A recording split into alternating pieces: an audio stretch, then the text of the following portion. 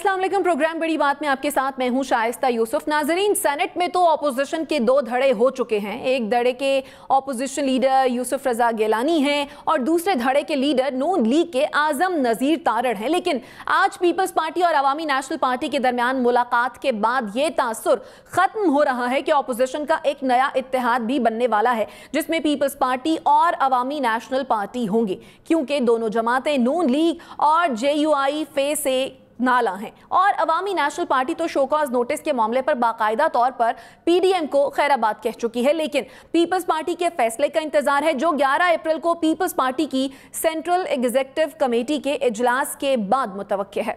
हम ये नहीं कहते कि हम अलहदा हुए, बल्कि PDM उन्होंने तोड़ दी। हम ये समझ रहे थे कि वो सरबराही अजलास बुला के उसमें ये बात कर लेंगे, तो इसका हल निकलना कोई मुश्किल नहीं था। बड़े बड़े मसाइल पैदा हुए और उसका मसला यानी सरबराहों ने हल कर दिया था। न जाने उनको किस चीज़ की जल्दी थी, क्यों ऐसा किया गया। ना मेरी क़यादत, ना मेरी जमात किसी के मातहत है, ना ANP की क़यादत और जमात किसी की मातहत है। शो कॉज नोटिस तो मातहतों के दिए जाते हैं। हमारा फ़ैसला इंशाल्लाह 11 तारीख की जो हमारी CEC की मीटिंग है उसमें हम फैसला करेंगे। पीपल्स पार्टी का फैसला क्या हो सकता है? इन बयानात से वाज़े हो रहा है कि अब बड़ी जमातों का साथ चलना मुश्किल ही नहीं, नामुमकिन है, क्योंकि जहां बिलावल भुट्टो, मरियम नवाज और मौलाना फजलुर रहमान खामोश हैं, वहीं निचली सतह पर आला क़यादत मुसलसल एक दूसरे पर इल्जामात लगा रहे हैं, जिनमें ताज़ा तरीन इल्जामात भी सामने आए हैं। पीपल्स पार्टी ने इल्ज़ाम लगाया कि नून लीग ने पंजाब के सेनेट इंतखाबात से पहले तहरीक इंसाफ से डील की है और पीपल्स पार्टी के उम्मीदवार के कागजात वापस करवा कर अपने उम्मीदवारान को बिला मुकाबला मुंतखब करवा लिया है। याद रहे कि पीपल्स पार्टी ने साबिक वजीर आजम राजा परवेज अशरफ के दामाद राजा अजीमुल हक को पंजाब से सेनेट का टिकट दिया था, जबकि हैरान कुन तौर पर पीपल्स पार्टी के पास सिर्फ 6 सीटें हैं। जवाब में नून लीग की रहनुमा आजमा बुखारी की तरफ से इल्जाम आयद किया गया कि पीपल्स पार्टी ने इसी सीट के लिए नून लीग के MPs को खरीदने की कोशिश की।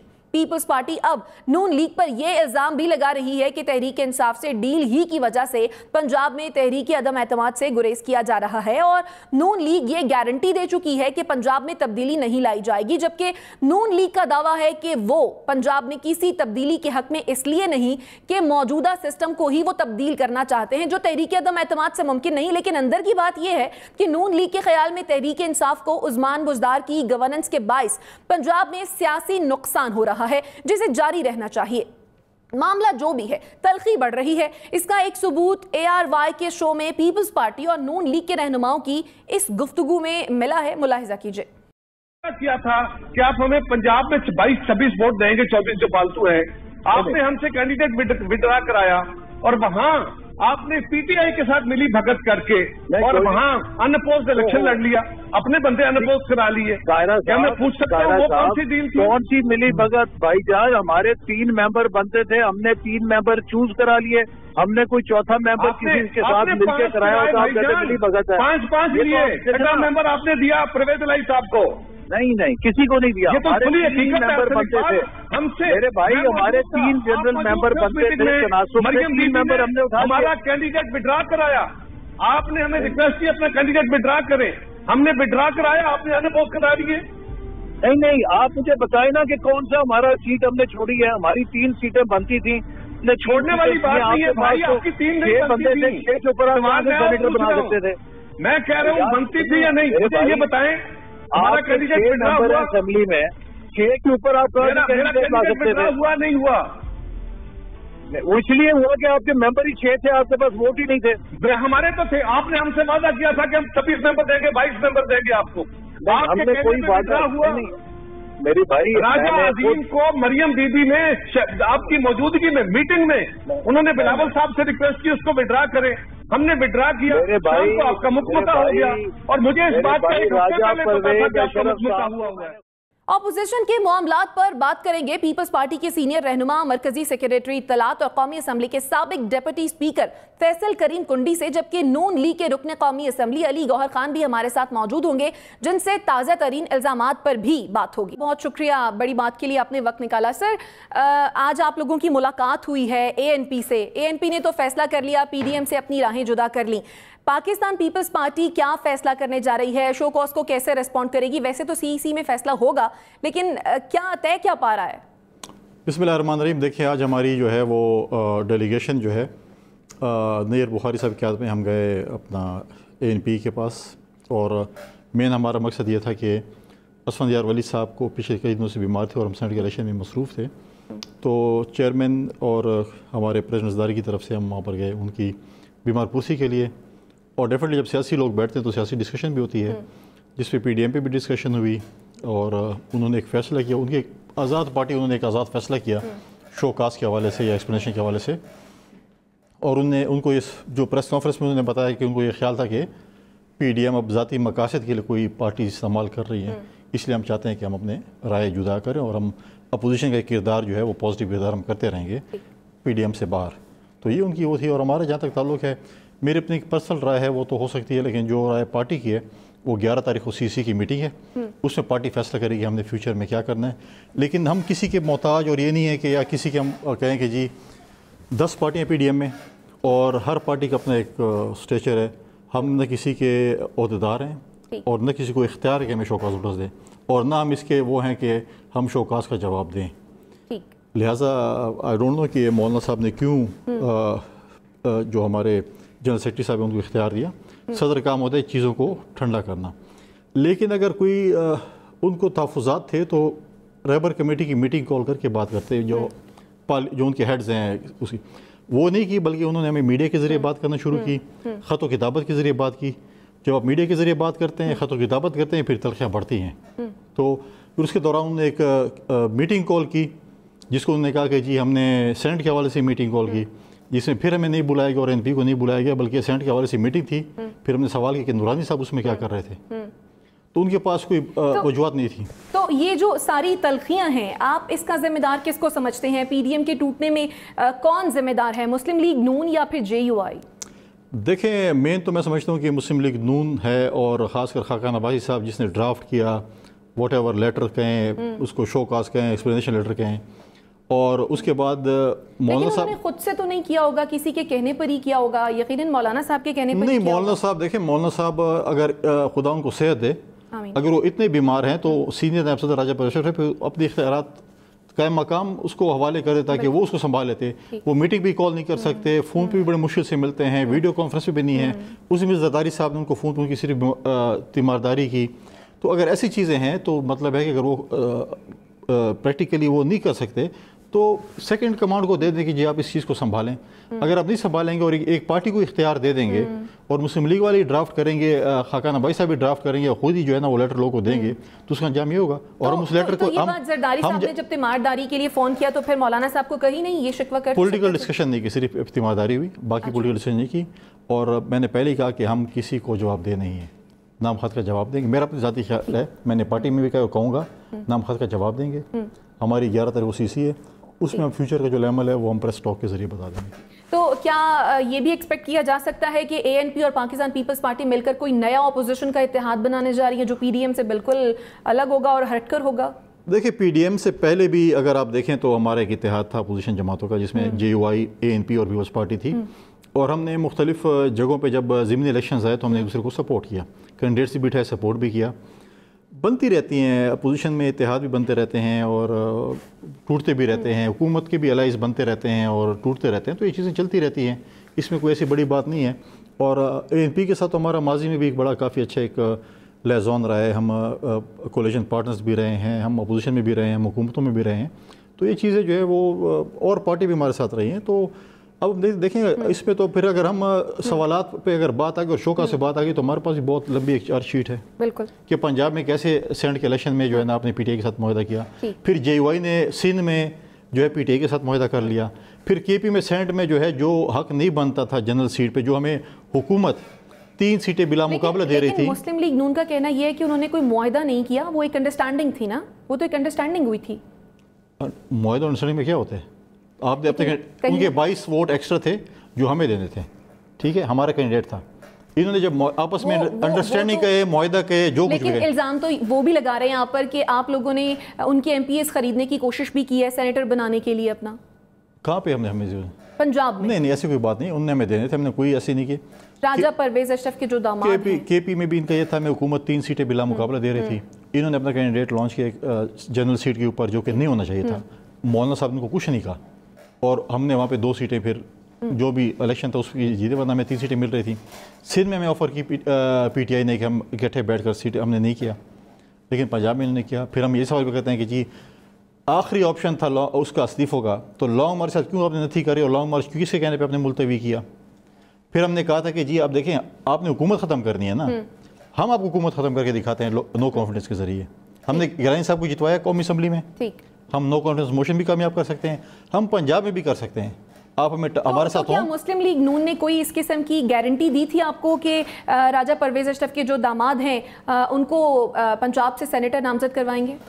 ऐसी गारंटी नहीं थी। उन्होंने कहा हमारे पास 22 मेंबर्स एक्स्ट्रा हैं, हम आपको देंगे, बाकी आप अपने लिए आज़ाद और बाकी पार्टियों के साथ बात करने का ठीक है। फिर हमें पता चला कि जी हमारा तो मुआहदा हो गया है PTI के साथ और हम जो है वो करना चाहते हैं, बिला मुकाबला लेना चाहते हैं। हमने कहा अगर आप कहोगे ठीक है आप करें, हमने तो कोई क्वेश्चन मार्क नहीं किया।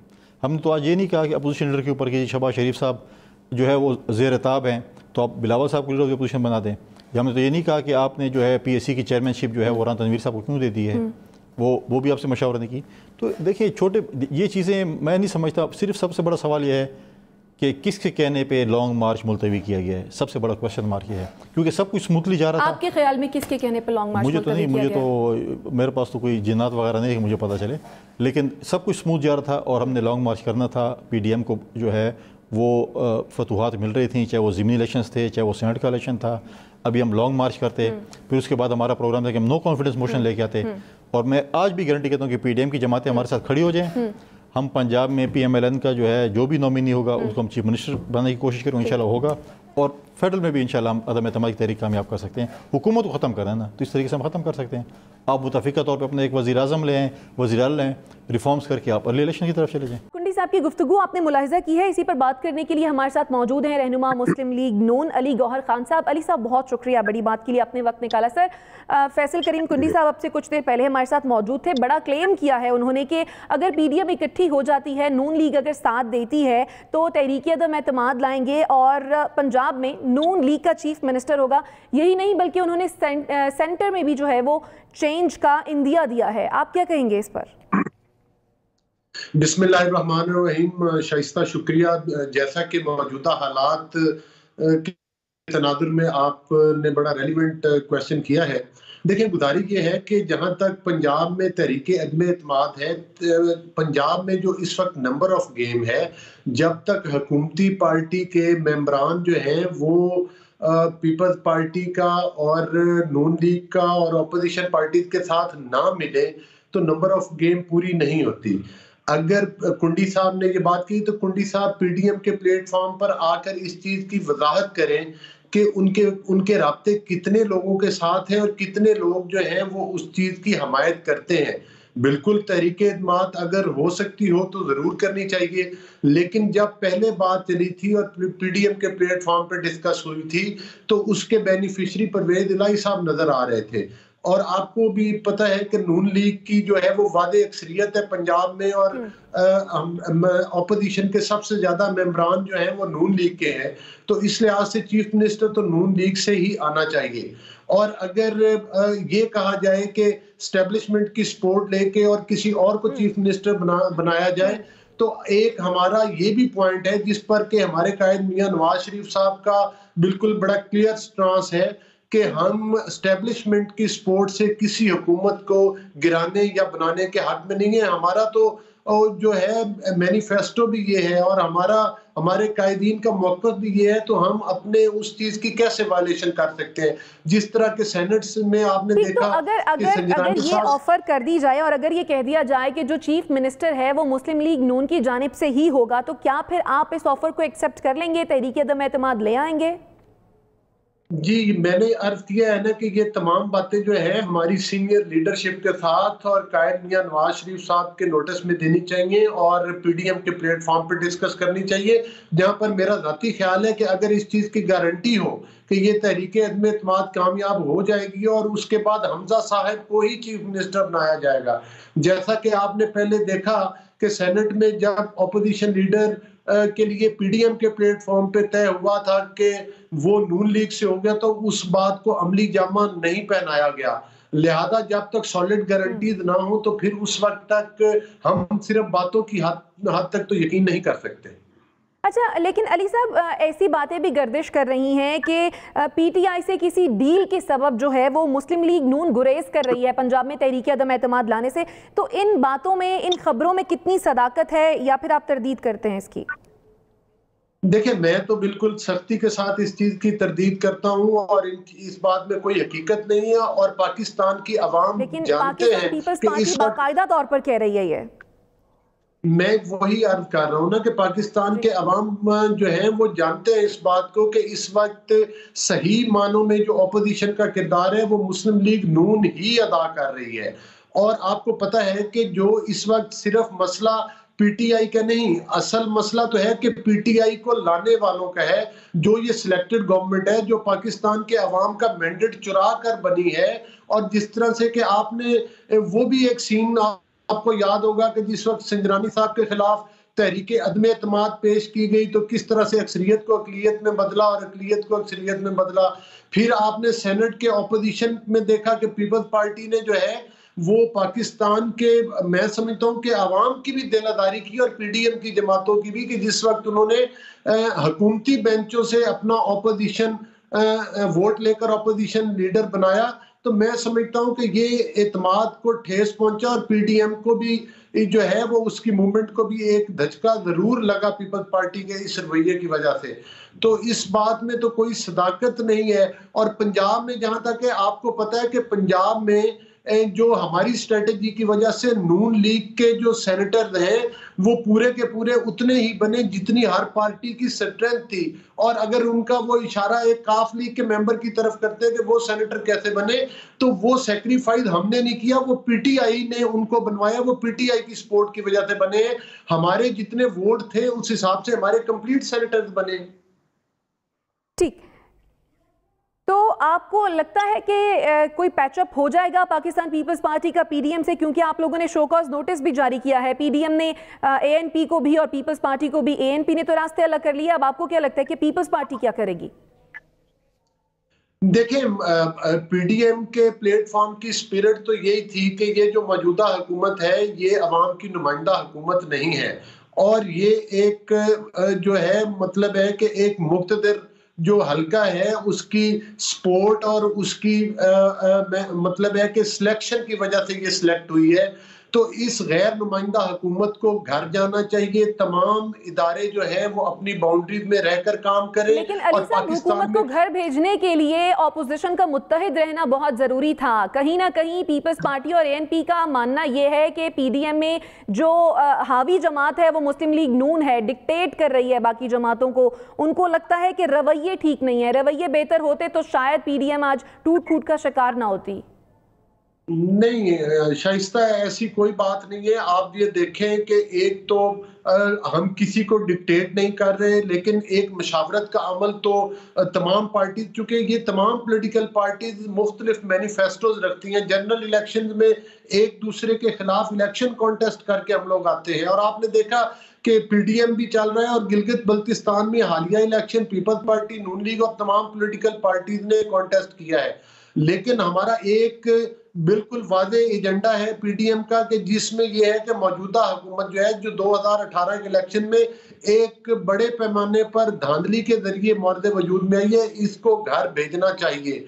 तो इस तनाजुर में तो हम किसी को डिक्टेशन नहीं देते, मशावरत के अमल को डिक्टेशन नहीं कहा जाता। और आपने देखा उसका अमली सबूत के जो कौमी असम्बली में सेनेटर मुंतखब करवाने में यूसुफ रजा गिलानी साहब को जो है नून लीग की जो है वो वादे अक्सरियत थी, सबसे ज्यादा तादाद थी, लेकिन हमने सेक्रीफाइस किया, फराख दिली का मुजाहरा किया हमारी क़यादत में और यूसुफ रजा गिलानी साहब को ना सिर्फ सेनेटर बनवाया, यानी आपके नजदीक ये कि मुशावरत थी, आप इसे डिक्टेशन नहीं समझते हैं। बहरहाल उनका अपना मौक़िफ़ है। अच्छा, डस्का इलेक्शन के हवाले से कह दीजिएगा अली गौहर साहब, सैटरडे को डस्का के इंतखाब होने जा रहे हैं। आपने जो अब तैयारियां हुई हैं, क्या लगता है, और जो रिजल्ट्स आएंगे क्या आप एक्सेप्ट करेंगे उनको?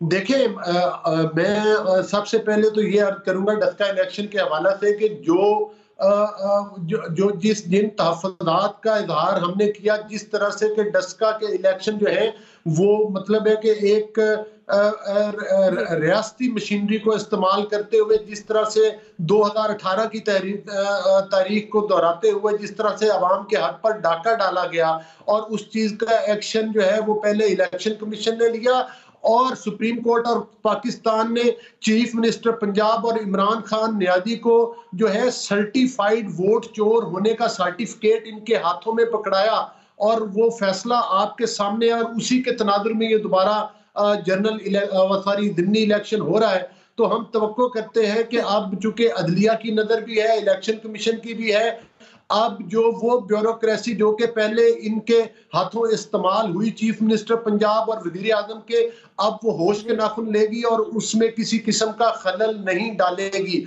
और इन इलेक्शन को दोबारा चुराने की नाकाम कोशिश नहीं की जाएगी। लेकिन अगर इस किस्म के इनके मजमूम इरादे हुए तो मियां नवाज शरीफ के शेर, मुस्लिम लीग के कारकुन, उनकी आंखें खुली हैं। हम इंशाअल्लाह ताला इनकी वोट चोरी जो है वो कामयाब नहीं होने देंगे, और पहले भी हमने इनके डाके को नाकाम बनाया है। ठीक है, आपका पॉइंट आ गया। अली गौहर साहब, बहुत शुक्रिया आपके वक्त के लिए। नाजरीन, प्रोग्राम बड़ी बात में वक्त हुआ है ब्रेक का, वापस आएंगे और डिस्कशन के सिलसिले को आगे बढ़ाएंगे।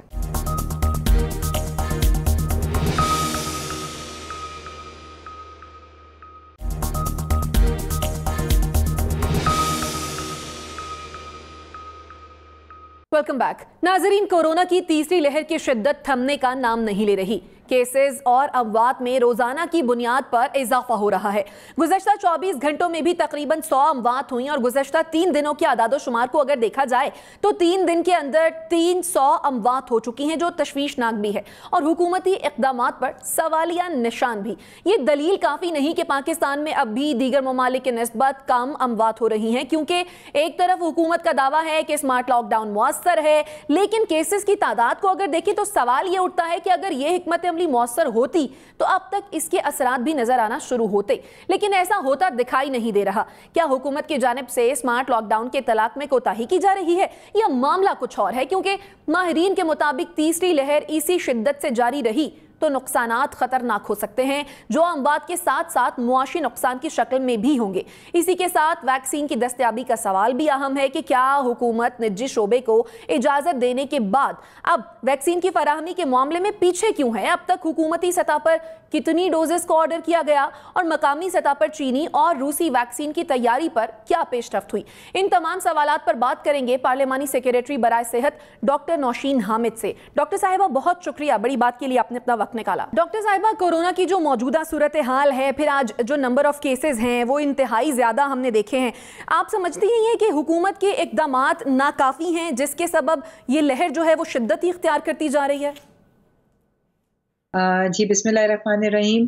देखिए जी, हुकूमती इकदामात तो मैं समझती हूँ कि पहले भी फर्स्ट वेव और सेकेंड वेव को कंट्रोल करने में बहुत कामयाबी से वो हुए थे हमकनार, और उसकी रिकग्निशन तमाम इंटरनेशनल प्लेटफॉर्म्स पे भी मिली थी कि जो पॉलिसी स्मार्ट लॉकडाउन्स की और जिस तरह से पार्शियल क्लोजर के साथ और एसओपीज के साथ काम चलाया गया था कि मईशत भी ना सफ़र करे और रोज़गार लोगों का चलता रहे और साथ साथ जो है वो कोरोना के फैलाव में भी कमी आए।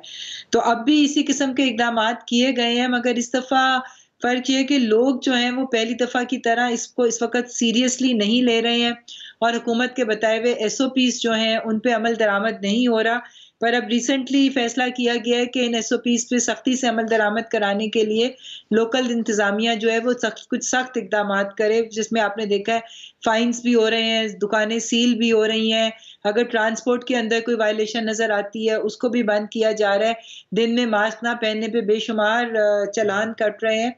तो अब थोड़ी सी सख्ती तो अब की जा रही है, मगर ये कि अवाम के ताउन के बगैर हुकूमत जितनी भी कोशिशें कर ले चीज़ें पॉसिबल नहीं हो सकती। जी अच्छा डॉक्टर साहिबा, सख्ती तो यकीनन हम देख भी रहे हैं कि हो रही है एसओपीज को फॉलो कराने के लिए, लेकिन जैसा कि स्मार्ट लॉकडाउन की हमेशा बात की जाती रही है कि स्मार्ट लॉकडाउन जो है वो काफ़ी मुअस्सर रहा, लेकिन अगर वाकई में मुअस्सर होता तो शायद केसेस की तादाद में कमी देखने में आती। तो ऐसा नहीं लगता कि हुकूमत का ये दावा कि स्मार्ट लॉकडाउन काफ़ी मुअस्सर रहा वो गलत है? नहीं जी, गलत तो नहीं है। आप ये देखें कि हमारा अगर जिन इलाकों में इस वक्त कोरोना ज़्यादा है, लाहौर में बहुत ज़्यादा है, इस्लामाबाद में ज़्यादा है, रावलपिंडी में ज़्यादा है, पेशावर में ज़्यादा है, तो इन एरियाज़ को अगर आप देखें तो ये एरियाज़ हैं जहाँ पे अर्बन स्लम्स बहुत ज़्यादा है, छोटे-छोटे मोहल्ले हैं, वहाँ पर अब आप मुझे बताएं जब एक-एक गली में 200-200 लोग रहेंगे, एक-एक 2-2 मोहल्ले के घर में 20-20, 25-25 लोग रहते हैं, तो वहाँ पे आप किस तरह से मोहल्लों को तो आप मोहल्ले के लेवल पे तो आप चलें बाहर सड़कों पे तो लॉकडाउन कर देते हैं, पर एक मोहल्ले के अंदर या जो कटरियाँ बनी होती हैं जिसमें 8-8, 10-10 क्वार्टर्स होते हैं और बेशुमार लोग होते हैं, तो कुछ ये भी है कि हमारे जो अर्बन स्लम्स हैं क्योंकि इन बड़े शहरों में ज़्यादा हम देख रहे हैं, तो कुछ उस चीज़ का भी है कि वहाँ पर लोगों को जब तक वो खुद एहतियात नहीं करेंगे, हुकूमत लोगों के घरों में तो नहीं घुस सकती। और इसी तरह से मार्केट प्लेसेस में भी हमने देखा है छोटे-छोटे बच्चों को लेके लोग पहुँचे हुए होते हैं और जिस तरह से बच्चों में भी अब इंसिडेंसेस ज़्यादा हमें नज़र आ रहे हैं। तो इसलिए जो इक़दामात किए जा रहे हैं, उससे बढ़ के तो फिर बस अब टोटल लॉकडाउन है, मगर वो आपको इसलिए सूट नहीं करता क्योंकि फिर आपके लोग जो हैं, जो रोज़गार जिनका डेली वेजेस के ऊपर डिपेंड करता है, फिर वो लोग बिल्कुल जो है उनके घरों में फाकों की नौबत आ जाएगी। जी ठीक। अच्छा डॉक्टर साहिबा, वैक्सीन की अगर हम बात करें तो वैक्सीन जिस रफ्तार से लग रही है वो भी कुछ ख़ास तसल्ली बख्श नहीं है, और अगर इसी रफ्तार से वैक्सीन लगती रही तो अगले 10 सालों में नज़र नहीं आता कि 75% आबादी को वैक्सीन लग जाएगी। आज ये रिपोर्ट आई है ब्लूमबर्ग की, तो इस पर आप क्या कहेंगी? देखिए, शुरू में मैं बिल्कुल इस चीज़ से एग्री करती हूँ कि हमारी वैक्सीनेशन की स्पीड बहुत स्लो थी, मगर उसकी वजह ये नहीं थी कि वैक्सीन अवेलेबल नहीं थी। वैक्सीन जो लोग स्केड्यूल्ड होते थे उनके लिए अवेलेबल थी, मगर लोग जो थे वो हेजिटेंट थे। और इवन हमारे जो हेल्थ केयर प्रोफेशनल्स हैं वो भी वेट एंड सी वाली पॉलिसी पे, हालांकि उनकी रजिस्ट्रेशन हुई होती थी मगर नो शो होता था, यानी कि अगर आपके 100 अगर किसी सेंटर पे स्केड्यूल्ड हैं तो 30 to 40% जो था वो टर्न आउट था। मगर अब ग्रेजुअली लोगों का इस वैक्सीन के ऊपर फेथ बिल्ड हो रहा है और लोग सामने आ रहे हैं, और अब हमारा टर्न आउट जो है वो तकरीबन 78-80% पे चला गया। अब लोगों ने आना शुरू किया, अब आपको रश भी नज़र आ रहा है। शुरू में जहाँ पर 1000-1500 लोग वैक्सीनेट होते थे मुल्क में, आज जो है वो 78,000 76,000 डेली की वैक्सीनेशन हो रही हैं। और मगर अभी भी अगर आप रजिस्ट्रेशन देखें तो पूरे मुल्क में जो 50+ के लिए खोली गई है उसमें हमारी काफ़ी बड़ी तादाद पॉपुलेशन की उसमें आती है, मगर इस वक्त तक सिर्फ 20 लाख लोगों ने अपने आप को रजिस्टर कराया है। लेकिन देखिए तो ना ये कि मुल्क की एक बड़ी आबादी जो है वो यंगस्टर्स पर मुश्तमिल है, और यंगस्टर्स की तो अभी तक रजिस्ट्रेशन नहीं हुई है।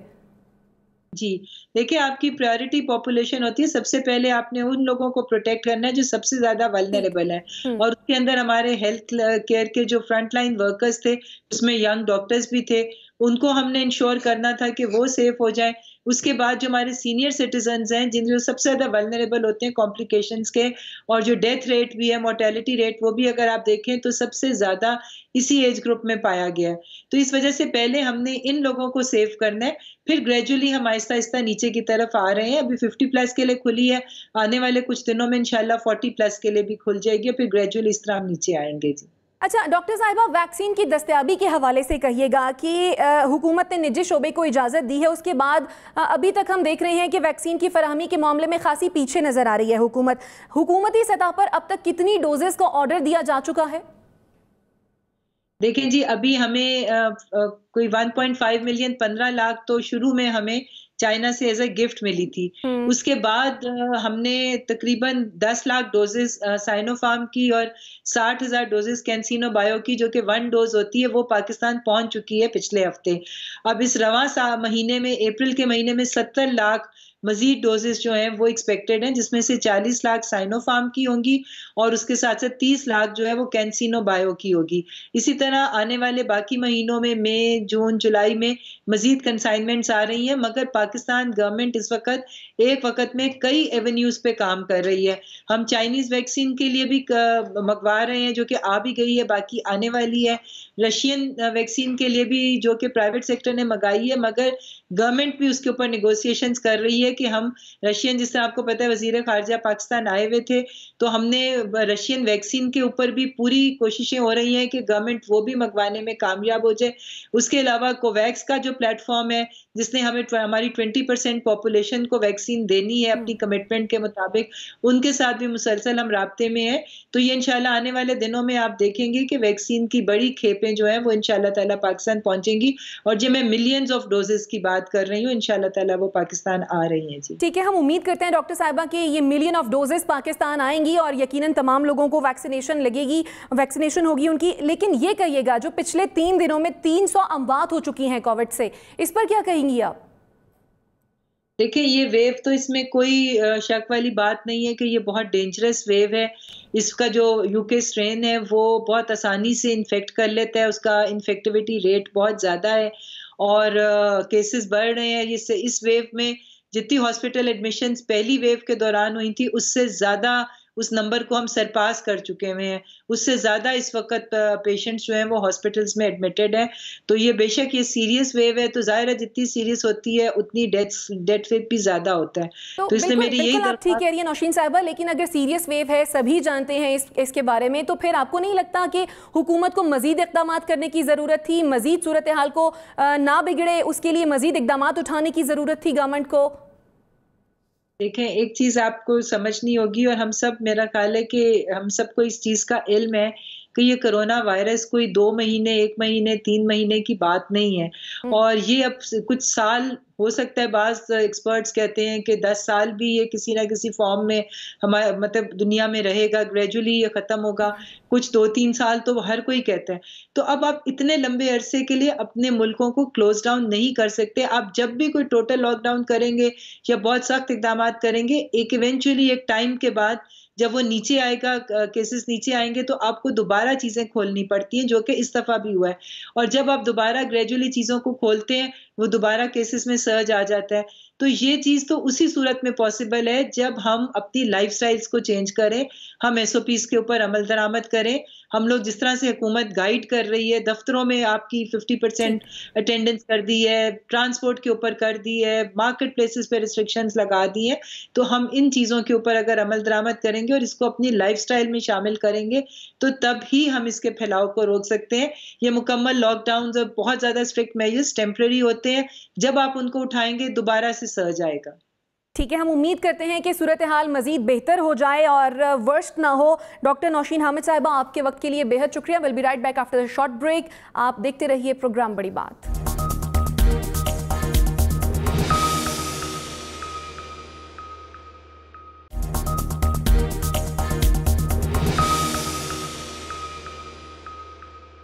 Welcome back. नाजरीन, हुकूमत और हायर एजुकेशन कमीशन की खुद मुख्तारी का मामला रोजाना नया मोड़ ले रहा है। पहले HEC के चेयरमैन डॉक्टर तारिक बनोरी को उनकी मुद्दत खत्म होने से पहले ही घर भिजवा दिया गया, जिसके बाद एक नया ऑर्डिनेंस लाया गया और इस कानून के तहत HEC को पाबंद किया गया कि वो जो भी फैसला करेगा इसकी तौसीक वजारत तालीम से करवाना लाजमी होगी। साथ ही साथ HEC के एग्जीक्यूटिव डायरेक्टर की तैनाती को भी वजारत तालीम से करवाने की तरमीम कर दी गई, यानी एक खुद मुख्तार HEC के मुकम्मल खात्मे का पूरा इंतजाम कर लिया गया, जिस पर तनकीद हुई, सवालात उठे और एक बार फिर हुकूमत को यू टर्न लेना पड़ा और आज एक नया ऑर्डिनेंस मंजूर करवाया गया जिसमें इन 2 तजावीज़ को खत्म कर दिया गया है, लेकिन HEC के मेंबरान की तादाद में इजाफा कर दिया गया है। बड़ी बात की मालूमात के मुताबिक इस हालिया तनाज़े के पीछे साबिक HEC चेयरमैन डॉक्टर तारिक बनोरी, जिन्हें नून लीग के दौर में तैनात किया गया, और वफाकी वजीर तालीम शफकत महमूद के दरमियान इख्तियारात की जंग का भी मामला है। ये किस्सा क्या है, ये जानेंगे बड़ी बात के नुमाइंदा खुसूसी रियाजुल हक से। रियाज, कहिएगा, ये अचानक ऑर्डिनेंस जारी क्यों किया गया? अच्छा, इसके पीछे बड़ी एक इंटरेस्टिंग स्टोरी है और ये पिछले तकरीबन 6-7 महीने से ये लावा जो है एक किस्म का पक रहा था और ऐसा लग रहा था कि बाकायदा तौर पे एक टसल है जो हायर एजुकेशन कमीशन के चेयरमैन और मिनिस्ट्री ऑफ एजुकेशन में ज़ाहिर है शफकत महमूद साहब हैं, वज़ारत तालीम के सरबराह, तो उनके दरमियान खासी जो है एक किस्म की कशमकश थी मुख्तलिफ़ चीज़ों के हवाले से।